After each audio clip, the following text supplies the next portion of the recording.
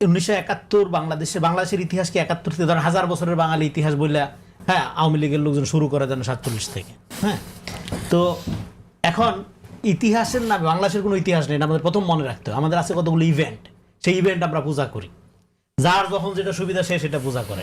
আওয়ামী লীগ 71 পূজা করে সুবিধা হয়েছে, 71 পূজা শুরু করছে। এখন যার 24 পূজা করে সুবিধা সে 24 পূজা শুরু করছে। এগুলো ইতিহাস না। ইতিহাস কি সেটা নিয়ে অনেক রকমের আলোচনা আছে, কিন্তু সহজভাবে আমরা বলতে পারি history is nothing but a particular agency of knowledge system. আপনার জ্ঞানকাণ্ডের যে ধারাবাহিকতা, এটাকে বলে জেনিওলজিক্যাল যে হিস্ট্রি, হ্যাঁ, এই হিস্ট্রি গ্রাফিকে আপনি যেভাবে ন্যারেট করেন, বয়ান করেন, সেটাই ইতিহাস। এখানে সন তারিখ, কে স্বাধীনতার ঘোষণা দিছে, কিভাবে দিছে, উনি টয়লেটের সিপার থেকে চিরকুট ফালাইছে কি ফালাইছে না, এগুলো ম্যানুফ্যাকচারিং ফ্যাক্ট। এই ফ্যাক্ট ক্রিয়েট করা যায়। আওয়ামী লীগ অনেক ফ্যাক্ট ক্রিয়েট করছে, এই যে সংবিধানে মিথ্যা ফ্যাক্ট দিয়ে কিন্তু অ্যাড করছে। হ্যাঁ, এর আগে 1000 মিথ্যা বই লেখা হয়েছে যে শেখ মুজিব স্বাধীনতা ঘোষণা করছে। এই 1000 মিথ্যা বই লেখা, তারপরে এটাকে, হ্যাঁ, আপনার ফেব্রিকেটেড ফ্যাক্টস ক্রিয়েট করে তারপরে এটাকে একদম আইন করে ফেলছে। তো ফলে এখন ইতিহাসকে যে যতভাবেই ন্যারেট করুক, 1971 কেন গুরুত্বপূর্ণ বাংলাদেশের জন্য? 1971 এই কারণে গুরুত্বপূর্ণ, দেখেন পৃথিবীতে অনেক জাতি আছে, সবাই রাষ্ট্র করতে পারে না। যখন 60-এর দশক বা 40-এর দশকের পর থেকে জাতি রাষ্ট্রের উদ্ভব বিকাশ একটা শুরু হইলো, বাঙালি মুসলমান সাচ এ বিউটিফুল এবং মানে ঐতিহাসিক কন্ট্রিবিউশন তারা রাখছে যে আমরা একটা রাষ্ট্র করে ফেলছি। কলকাতার লোকের কিন্তু রাষ্ট্র নেই, ও বাঙালি, আসামের নাই, হ্যাঁ, বা অন্য অন্য এলাকার নাই। আপনি কুর্দিশরা পৃথিবীতে অনেক বড় যোদ্ধা জাতি, যুদ্ধের ইতিহাসের জন্য তারা বিখ্যাত, কিন্তু যখন জাতিরাষ্ট্র গঠন হয় তখন তারা কিন্তু একটা রাষ্ট্র করতে পারে না। ফলে আজকে দেখেন তারা প্রত্যেক ফ্রন্টে মার খাচ্ছে। তাহলে রাষ্ট্র গঠন করে ফেলার মধ্য দিয়েই আপনি উন্নত জাতিতে পরিণত হন। ফলে যখন আমাদের জনগোষ্ঠী একটা জনযুদ্ধের মধ্য দিয়ে রাষ্ট্র গঠন করে ফেললো, তখন একটি দল সিদ্ধান্ত নিল যে এই রাজনীতিটা ভুল, পাকিস্তানের পক্ষে থাকতে হবে। তার মানে সে হলো তখন in the wrong side of হিস্ট্রিতে অবস্থান করলো।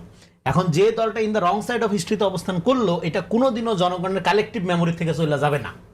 এইবার তার রং সাইডে থাকা, এটা থাকা কি অন্যায়? না, অন্যায় না, ভুল। অন্যায় কি? রং সাইডে থাকা সে যে অন্যায়গুলো করছে, খুন করা, তার রেপ করা, সম্পত্তি নষ্ট করা, এগুলো যারা করছে এটা অন্যায় করছে। এটা 50,000 কোটি বছর পরে হলে এটা অন্যায় থেকে যাবে, এটা ন্যায় হবে না। যে মানুষের জীবন নষ্ট করছে, যে মানুষের সম্মান নষ্ট করছে, হ্যাঁ, শ্লীলতাহানি করছে, এগুলো অন্যায়। বারবার বলতেছেন বলে এই যে মেমোরি অফ দ্য ন্যাশন, যেটা জাতি রাষ্ট্রের বিগিনিং শুরু।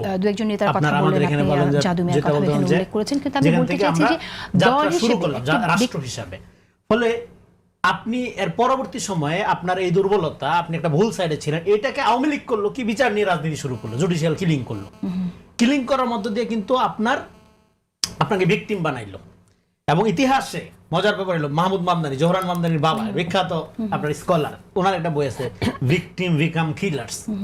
আপনি যাকে ভিকটিম বানান সে কিন্তু কিলার্স হয়ে উঠতে পারে। এখন আপনি তার মানে কি, এখানে একটা শেষ করি, মানে in the wrong side of হিস্ট্রিতে যে দাঁড়াইলো, তার কি রাজনীতি শেষ হয়ে গেল?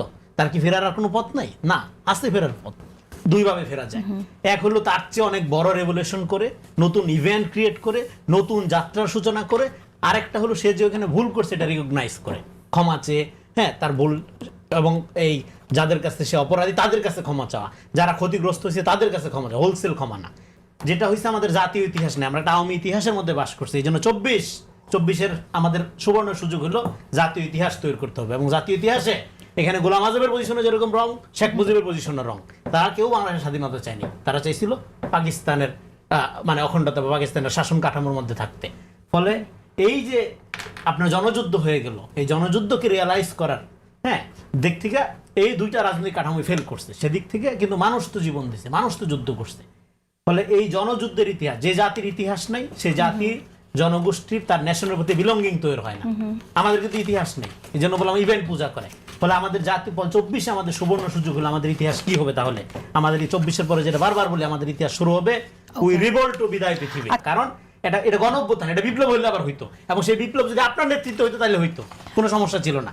কিন্তু যেহেতু এটা গণঅভ্যুত্থান এবং আপনি এই গণঅভ্যুত্থানের একক কেউ না, এটার ক্রেডিট শুধুমাত্র শহীদদের, জীবিতরা শুধু দায়িত্ব পালন করবে। ফলে এখানে এখন আপনি জুলাই পূজা করলে এটা 71 আওয়ামী লীগ যেরকম 71 চেতনার ব্যবসা করে সারা জীবন 71-এর বিরুদ্ধে রাজনীতি করছে, একইভাবে এখন আপনি যদি জুলাই চেতনাকে সিঙ্গেল আউট করেন, পার্টিজান ন্যারেশন তৈরি করেন জুলাই চেতনার, আপনি 71-এর রিঅ্যাকশনারি পলিটিক্সে ঢুকে গেলেন। সারেন্ডার করলেন, তারই পরিপ্রেক্ষিতে আমাদের একটা ভূখণ্ড মানচিত্রর কেবল একটা বহিঃপ্রকাশ হলো। প্রকৃত স্বাধীনতা, সেই স্বাধীনতা কি কবে পেলাম? এবার আপনার প্রশ্নের উত্তরটা দিই যে মহান স্বাধীনতার ঘোষক শহীদ প্রেসিডেন্ট জিয়াউর রহমান এবং দেশনেত্রী বেগম খালেদা জিয়ার যোগ্য উত্তরসূরি তারেক রহমান সাহেব, আমার ধারণা আজকে উনি মা অসুস্থ থাকলে সন্তান অনেক সময় অনেক কথা বলে, সেটাকে ওইভাবে সিরিয়াসলি নেওয়ার কিছু নেই। কারণ তার সাথে এখন তাকে রাজনীতি ইলেকশনের মাঠে তাকে মাথা চালাতে হচ্ছে, তাকে তার কন্টেস্টেড বিভিন্ন জায়গায় দেখা যাচ্ছে যে প্রার্থী নিয়ে একটু বিরূপ প্রতিক্রিয়ার সৃষ্টি হচ্ছে। তারপরও মমতাময়ী মা মৃত্যু সজ্জায়। তো সেই সময় উনি ৭১ নিয়ে যে কথাটা বলছেন, আমি সম্মানের সাথেই বলবো, উনি সারা দেশকে বুঝাতে চেয়েছেন ৭১ আজ ৫৩ বছর পরও কেন মীমাংসিত হলো না। ৭১ এই ইস্যু আজ এত বছর পরও কেন মীমাংসিত হলো না। যেমন আজকে আমি 15 অ্যামেন্ডমেন্টে মানে মামলা ছিল, সে মামলায় অ্যাপিলেট ডিভিশনে আমি উপস্থাপন করলাম যে শহীদ প্রেসিডেন্ট জিয়াউর রহমান হচ্ছে স্বাধীনতার ঘোষক জিয়া, কিন্তু কনস্টিটিউশনে বলে দিচ্ছেন যে শেখ মুজিবুর রহমান হচ্ছে স্বাধীনতার ঘোষক, যেখানে তাজউদ্দিন সাহেব নিজে বলতেছেন যে শেখ মুজিবুর রহমান ঘোষণা দেননি, যেখানে দিস অ্যান অ্যাডমিটেড ফ্যাক্ট। উনি ২৫ তারিখ সন্ধ্যাবেলা কি হইলেন, অ্যারেস্ট হলেন। একে খন্দকার বলতেছেন উনি ঘোষণা দেননি। তাহলে এই কনস্টিটিউশনে এই যে নিলেন, তাহলে এই মীমাংসা অমীমাংসিত। আমি একটু আগে আপনাকে বললাম ১৬ই ডিসেম্বর। কেন আমার মনে হয়, দেখেন আমার পরিবার মুক্তিযুদ্ধ, এই কথা বারবার বলার দরকার নেই, আমার মা বাবা সবাই যে সাফারার, বা বাংলাদেশের সমস্ত মুক্তিযোদ্ধারা যে সাফারার, ১৬ই ডিসেম্বর যে সারেন্ডার অনুষ্ঠানটা হলো, সেখানে কেন আমার মুক্তিযোদ্ধারা ছিল না? এই মুক্তিযুদ্ধটা তো আমাদের সবার, একটা লোকের কিন্তু না। কিন্তু এখানে আমি একটু অ্যাড করি, আপনি বাংলাদেশ ফোর্সের যে ওখানে উপস্থিতি ছিল, এই যে এগ্রিমেন্টের মধ্যে আত্মসমর্পণের যে দলিল, সেই দলিলে কিন্তু বাংলাদেশ ফোর্সের কথা উল্লেখ করা ছিল, সেটাও আপনাকে বলতে হবে। আপনি শুধু ভারতের কথা বলছেন, কিন্তু একটি অংশ তো আপনি অনুজ্জ রেখে যাচ্ছেন। আচ্ছা, এইটা আমি দেখলাম, আমি একটু সেজন্য আজকে নিয়ে এসেছি ইনস্ট্রুমেন্ট অফ সারেন্ডার। এটা একটু বলে দিই। প্রথম কোনো মিত্র বাহিনী বলে কোনো বাহিনী ছিল না। আবার মনে দিই, জয়েন্ট ফোর্স বলে কোনো ফোর্স গঠন করা হয়নি, এরকম কোনো ট্রিটিও নাই। সো বাংলাদেশ এবং ইন্ডিয়ার যে একটা জয়েন্ট ফোর্স, আমাদের ফোর্সের সর্বাধিনায়ক ছিল জেনারেল এম.এ.জে. ওসমানী, আর ইন্ডিয়ান ফোর্সের এইখানে দেখেন সুন্দর করে বলতেছে, আমি একটু পড়ে শোনাই, যেটা নিয়ে এই মিসকোট হচ্ছে। The Pakistan eastern command agreed to surrender all Pakistani arm forces in Bangladesh to Lieutenant General Jagjit Singh Arora, General Officer Commanding in Chief of the India, and Bangladeshi forces in the Eastern Theater. Where is the Bangladeshi forces? Secondly, এখানে তাহলে sign থাকতে হবে। এটা আপা ভালো জানেন যে contract হতে গেলে যদি একটা কন্ট্রাক্টের পার্টিতে আমরা ৩ জন আছি, যদি ৩ জন যদি সাইন না করে, আমি আপনাকে বলতে পারি না you are bind by this. ঠিক আছে, আমরা এখানে বাংলাদেশ ফোর্সের কথা উল্লেখ করা আছে, সেটাই আমি বলতে চাইছি। না, আমি একটু পড়ে ওখানে শেষ করে দিই আরেকটু। The Pakistan eastern command shall come under the order of Lieutenant General Jagjit Singh Arora as soon as this instrument has been signed. Full stop. কোথায় বাংলাদেশ সৈন্যের কথা বলা আছে? এই জন্য একটু আগে বললাম, ১৬ই ডিসেম্বর আমাদের মুক্তিযুদ্ধ না, মুক্তি দিবস হবে না। আমাদের মুক্তি দিবস হবে হচ্ছে ১৯৭২ সালের ১৩ই মার্চ। ১৯৭২ সালের ১৩ই মার্চ, যেদিন বঙ্গবন্ধুর দাবির পরিপ্রেক্ষিতে এদেশ থেকে ১.৫ লক্ষ ইন্ডিয়ান সোলজার যখন এদেশ থেকে চলে গেল। আপনারা হয়তো জানেন কিনা জানি না, ১৬ই ডিসেম্বর যখন এই পাকিস্তানি সেনাবাহিনী সারেন্ডার করলো, তারপর সমস্ত বিভাগীয় জেলাগুলোর হেডকোয়ার্টারের ডিসিদেরকে ডেকে সেই জেলাগুলোর দায়িত্বভার নিয়েছিল ইন্ডিয়া। কেন তা নিবে? এবং এটা যদি শামসুল্লাহ সাহেবের বইয়ে আপনার পড়লেই দেখতে পাবেন। সেই জন্যে যতদিন পর্যন্ত ইন্ডিয়ান সৈন্য এদেশে ছিল, আমরা স্বাধীনতা পাইনি। আমরা মার্কেট মানে আধিপত্যবাদ, অর্থনৈতিক আধিপত্যবাদের কথা বাদ দেন, সৈন্য যতদিন ১৩ই মার্চ ১৯৭২ সাল পর্যন্ত এদেশে ছিল, ততদিনকে আমাদের আসলে স্বাধীনতা হয়েছিল। তাহলে আমাদের স্বাধীনতা দিবস যখন 16ই ডিসেম্বর করতেছি, তখন মোদি যখন টুইট করে বলে 16ই ডিসেম্বর হচ্ছে ইন্ডিয়া পাকিস্তানের যুদ্ধ, যখন আমাদের সম্মানিত সেনাপ্রধানের সাথে ইন্ডিয়ান সেনাপ্রধানের মিটিং হয়, সেই মিটিংয়ের পিছনে জেনারেল অরোরা আর নিয়াজির সারেন্ডার ছবি দেওয়া হয়, এই যে অবমাননা আমার মুক্তিযোদ্ধাকে, এটা তো আমাদেরকে অবমাননা। আমরা তো এই অবমাননা মানার জন্য তো মুক্তিযুদ্ধ করিনি, মুক্তিযুদ্ধ তো আমাদের লক্ষ লক্ষকে মুক্তি সেনারা করছে। এই একটি দল বলতে উনি পাকিস্তান সেনাবাহিনীর যে অপারেশন, এটাকে মিন করছে না কোনো দলকে মিন করছে, এটা উনি যতক্ষণ পরিষ্কার করবে না ততক্ষণ মনে হয় আমাদের এর মধ্যে যাওয়া উচিত না। কেন বলতেছে এই কথা? যে বাংলাদেশ জামাত ইসলামকে যদি ইন করা হয় তাহলে এটা হবে না, কারণ তার মা এবং তার বাবা, যেমন বলি তার বাবা মুসলিম লীগকে অ্যাকোমোডেট করছেন, ন্যাপ এবং মুসলিম লীগ দুইটার মধ্যে দিয়ে বিএনপির উৎপত্তি, এবং শাহ আজিজুর রহমান, জাদু মিয়া দুইজনাই কিন্তু সেন্টেন্স খাটা। আবার বলে দিচ্ছি, শাহ আজিজুর রহমান 5 বছর না, জাদু মিয়া 5 বছর জেলে খাটছিলেন যুদ্ধ অপরাধের জন্য, আর শাহ আজিজুর রহমান 2 বছর জেলে খাটছিলেন। সো যেখানে কনসিলিয়েশন করছেন তার বাবার আদর্শ থেকে সে তারেক রহমান বিচ্যুতি হবে এটা আশা করি না। দ্বিতীয় কথা, 90 সালে জামাতে ইসলামের সমর্থন নিয়ে বেগম খালেদা জিয়া যখন সরকার করলেন, এবং আপনাদের একটা মনে আছে বোধহয়, বেগম খালেদা জিয়াও বলছিলেন এই দেলোয়ার হোসেন সাইদিদের যে বিচারটা হচ্ছে বিচারের নামে প্রহসন, এবং এই মির্জা আর মহাসচিব মহোদয় উনি পর্যন্ত বলেছেন এটা বিচারের নামে প্রহসন। কথাটি এসছে আরেকটি কথার প্রেক্ষিতে। কথাটি কি? দীর্ঘদিন ধরেই আমরা দেখেছি বিএনপির প্রতিপক্ষ হিসেবে যে দলগুলো মাঠে এখন ক্রিয়াশীল, তারা প্রায় বলবার চেষ্টা করেছে যে আওয়ামী লীগ বিএনপিকে দেখা হয়েছে, সো এইবার আমরা তৃতীয় আরেকটি পক্ষকে বা তৃতীয় আরেকটি রাজনৈতিক শক্তিকে দেখা যাক। বলা হয়েছে যে নৌকা ধানের শীষ, এক সাপের 2 বিষ, নাকি? হ্যাঁ, 2 সাপের একই বিষ, সরি 2 সাপের একই বিষ।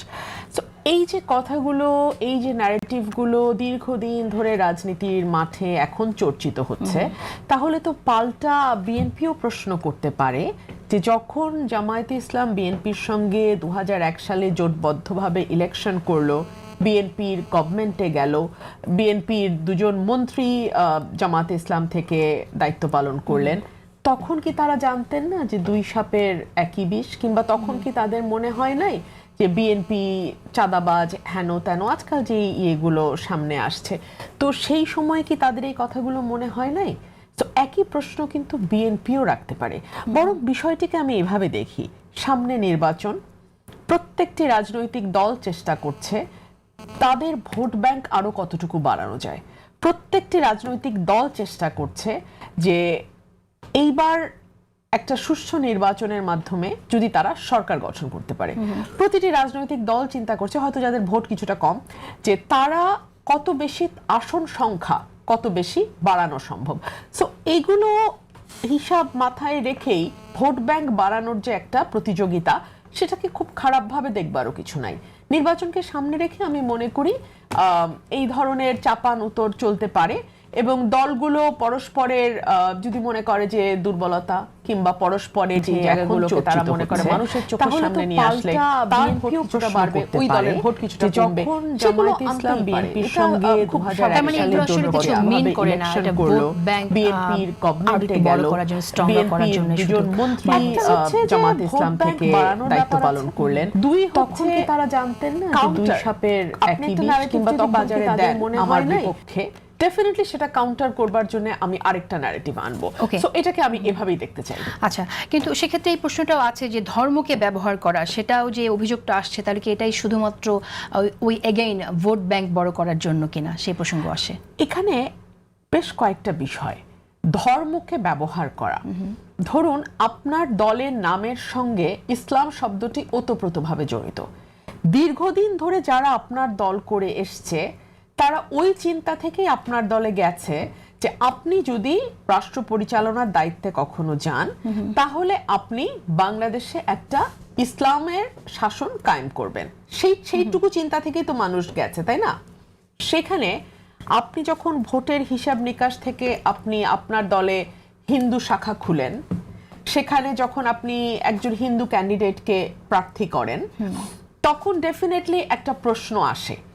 আপনি যখন রোজা এবং পূজাকে সমানভাবে মানুষের সামনে নিয়ে আসেন, ধরুন এই কথাটি, আমি একদম কথার কথা আপনাকে প্রশ্ন করি, এই কথাটি যদি বিএনপির কেউ বলতেন তাহলে আজকে পরিস্থিতি কোথায় গিয়ে দাঁড়াতো? সম্ভবত ধর্ম অবমাননার জন্য তার নামে মামলা হয়ে যেত। মামলা হয়েছে ইতিমধ্যে, আমরা দেখছি যে সেটা তো অনেক পরে, অনেক জল ঘোলা হওয়ার পরে। কিন্তু এমনও তো হতে পারে যে মামলা হওয়ার আগে তৌহিদি জনতা গিয়েই তার বাড়ি ঘর ভেঙে চুরে ফ্ল্যাট করে দিত, একেবারে ফ্ল্যাট করে দিত। সো আপনি যখন আপনার নামের সঙ্গে ইসলামকে এমন ভাবে রাখেন, তখন মানুষের এক ধরনের প্রত্যাশা তৈরি হয়। যারা আপনার কর্মী, সমর্থক, ভোটার, বিশেষ করে ভোটার, তারা তো আসলে আপনাকে একভাবে জেনে ভোট দেবে বা একভাবে জেনে আপনাকে সমর্থন করছে। সেখান থেকে আপনি যখন হিসাবের কারণে বা ভোটের হিসাবের কারণে একেবারে 180 ডিগ্রি ঘুরে যান, তখন সার্টেনলি সেটা মানুষের মধ্যে এক ধরনের প্রশ্ন জন্মায়। কারণ হলো গত 15 বছর মানে প্রতিটি কাজে, প্রতিটি পদক্ষেপে তৎকালীন সরকার যেভাবে মুক্তিযুদ্ধকে ব্যবহার করেছে, ব্যবহার করে পলিটিক্যাল ফায়দা নিয়েছে, পলিটিক্যাল ফায়দা নেওয়ার সিলসিলাতে নিজের দলের যারা একেবারে চিহ্নিত, যুদ্ধের সঙ্গে যাদের কোনো সম্পর্ক নেই, অন দি আদার হ্যান্ড বিপরীত দিকে যাদের অবস্থান ছিল, তাদেরকে মুক্তিযোদ্ধা বানানো হয়েছে। মুক্তিযোদ্ধার একেবারে মানে গ্রাম, ইউনিয়ন, ওয়ার্ড লেভেল পর্যন্ত তারা ঘরে ঘরে তাদের নিজস্ব লোকদেরকে মুক্তিযোদ্ধা বানিয়ে সমস্ত বেনিফিট দিয়েছে।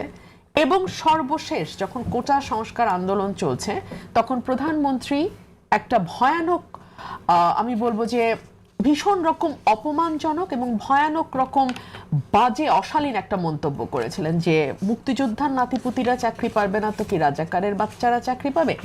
এই যে কথায় কথায় বাংলাদেশের একটা বৃহৎ জনগোষ্ঠীকে, আমি শুধু জামাতের কথা বলছি না, যারা আওয়ামী লীগ সরকারের সাথে ছিল না তাদেরকে আদার্স করে দেয়া, তাদেরকে রাজাকার শাবক বানিয়ে ফেলা, অথচ দেখা যাবে তাদের প্রত্যেকের পরিবারে, হ্যাঁ আমি জামাতের কথা বলছি না, বারবার বলছি, যারা আওয়ামী লীগের দুঃশাসন, ভোট কারচুপি, গুম, বিচার বহির্ভূত হত্যার সমালোচনা করেছে বা অ্যাটলিস্ট আওয়ামী লীগের নৌকায় গিয়ে ওঠে নাই, তাদেরকে এই যে রাজাকার শাবক ট্যাগ দিয়ে যাচ্ছে তাই আচরণ করা, এটাকে বাংলাদেশের মানুষ ভালো চোখে দেখে নাই। এবং বিশেষ করে তরুণ প্রজন্ম, নতুন প্রজন্ম যারা, তারা একেবারেই ভালো চোখে দেখে নাই। এটা গেল এক। দুই হলো তরুণ প্রজন্মের মধ্যে আরেকটা বিষয় একই সঙ্গে কাজ করেছে, সেটা হচ্ছে ভারতের ব্যাপারে একটা তীব্র বৈরী মনোভাব। এটার পিছনে আওয়ামী লীগ যুক্ত। কারণ তরুণ প্রজন্ম মনে করেছে, শুধু তরুণ প্রজন্ম না, বাংলাদেশের একটা বড় অংশের মানুষ এবং ইনক্লুডিং মাইসেলফ, আমিও ওতপ্রোতভাবে মনে করি যে এই যে আওয়ামী লীগ তিনবার ভোট ছাড়া ক্ষমতায় থাকতে পারলো এবং মানুষের উপরে এরকম দমন নিপীড়ন চালাতে পারলো, তার পেছনে ভারতের প্রত্যক্ষ সহযোগিতা বড় ভূমিকা পালন করেছে। ভারত যদি আওয়ামী লীগের পাশে এত শক্তভাবে না থাকতো, আওয়ামী লীগের পক্ষে 15.5 বছর রান করা সম্ভব, মানে 15 বছর 5-6 মাস রান করা সম্ভব হতো না, কোনোভাবেই সম্ভব হতো না। 3 হচ্ছে জামাত রাইটলি রংলি মানুষকে বোঝাতে সক্ষম হয়েছে যে এখন যারা জামাতে ইসলাম করে তারা মুক্তিযুদ্ধের পরের প্রজন্ম। কারণ একটা জেনারেশন তো চলে গেছে বয়সের কারণে। আসলে কি তাই? আমি সেই তর্কে পরে ঢুকছি, আমি মানুষ কি বলে আমি সেটা বলছি, যে একটা বড় অংশ মনে করে যে এই নতুন প্রজন্মের জামাতে ইসলাম, সুতরাং তাদের গায়ে সেইভাবে আপনি যুদ্ধাপরাধের ট্যাগ দিতে পারবেন না। আর এর মধ্যে যেটা আওয়ামী লীগ করেছে সেটা হলো জুডিশিয়াল নানান মানে মিস্টেকের মধ্যে দিয়ে গিয়ে হলেও ফাঁসি কার্যকর করেছে জামাতের নেতাদের। সো জামাতও এখন বলার সুযোগ পাচ্ছে, ঠিক আছে তোমরা যাদেরকে যুদ্ধাপরাধী বলতা, যারা মুক্তিযুদ্ধের সময় বড় বড় পদে হয়তো ছিল জামাতের বা মুক্তিযুদ্ধে যাওয়ার মতন বয়সে ছিল, তাদের তো ফাঁসি হয়ে গেছে। সো এখন যারা, তারা তো আর যুদ্ধাপরাধের অংশ না।